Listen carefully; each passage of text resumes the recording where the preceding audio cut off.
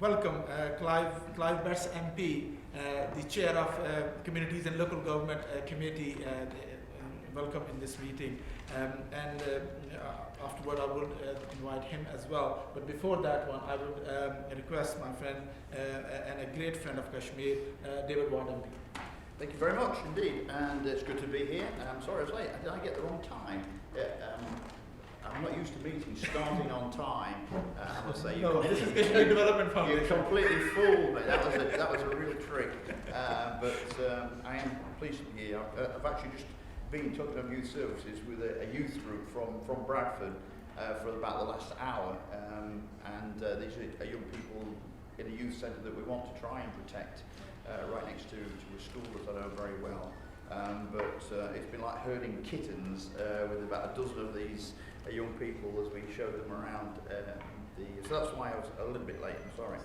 And I am really pleased to be back with the KDF in a meeting, because I've told many people about the meeting. It had quite an impact on me the last time we met down in the Jubilee Room, yes. I believe. And I firmly believe that the work that you're doing is of real significance, and I'd like to be just in 38 days or so, if we manage to get that out of the way successfully, then, or even if we don't, then I would like to actually continue to work with you on a much closer basis. I remember saying I went to it was a Macbull event in Dewsbury, I think it was, back in obviously in February. And someone said at that meeting that they thought there were 31 different Kashmiri groups of one form or another. And there is a desperate need for groups to come together and speak with one voice. And it is the old thing about, the weak fingers but the strong fists. If people can come together and work together. And I think you have the basis for providing the kernel, if you like, for groups to gather around, because your approach is, I believe, very, very practical approach. And I am a very, very practical person, I have to tell you. And I was dreading, when I saw the manifesto, before reading it, I have to say, I thought, oh no, please just don't have a sentence in there on self-determination and a plebiscite. Please, please. It's got to be something practical, something that people can actually get behind and can, in a practical way, do something for the people who are suffering in Kashmir. And this is what this contains. So I was delighted to read through it. And some of the bits in it that I am particularly, yes, there's the description, the identification, the identity which you mentioned before. And this applies to many groups, I have to tell you. I met a group of Rohingyans last week who was saying very much, he said, how can you actually identify, how can you evaluate the conditions of any particular ethnic group if they just join together with lots of others? So that's a clear aspiration that needs to be worked on.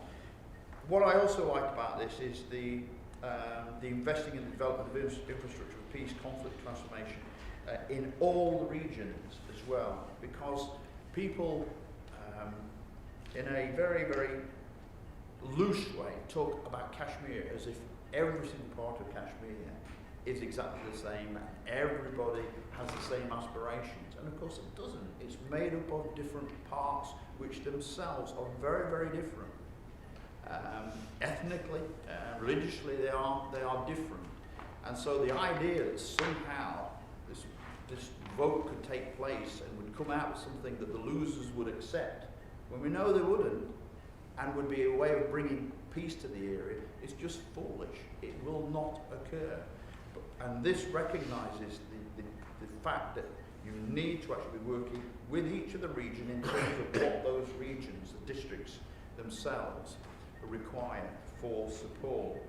I'm also pleased that it talks about investing in AJK, because the risk of offending maybe some people, as it is, my understanding, is free. It's not free. AJK is not free. It's not free of Pakistan. And I think that we do need to be looking at what is currently happening, and the idea that somehow in Jammu and Kashmir we can have some resolution and that everything will be perfect, when we still have the issue of greater autonomy required for the people of AJK as well. And that's recognised in here as well.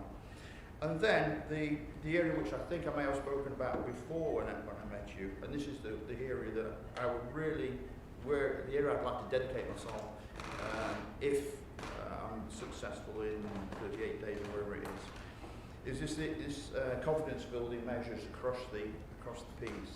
And it's something that I'm looking to try and do now in Palestine and Israel, to bring together those who are seeking peace from both sides of the divide.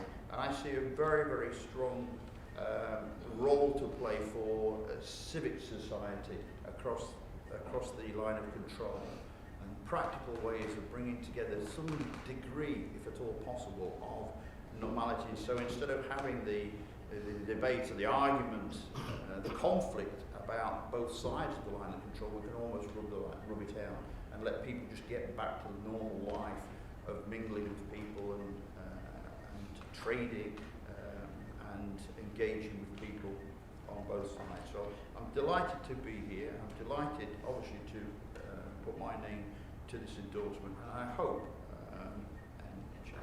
that I am around in 6 weeks' time, and hopefully we can meet again and in a practical way work together in the future. Thank you very much.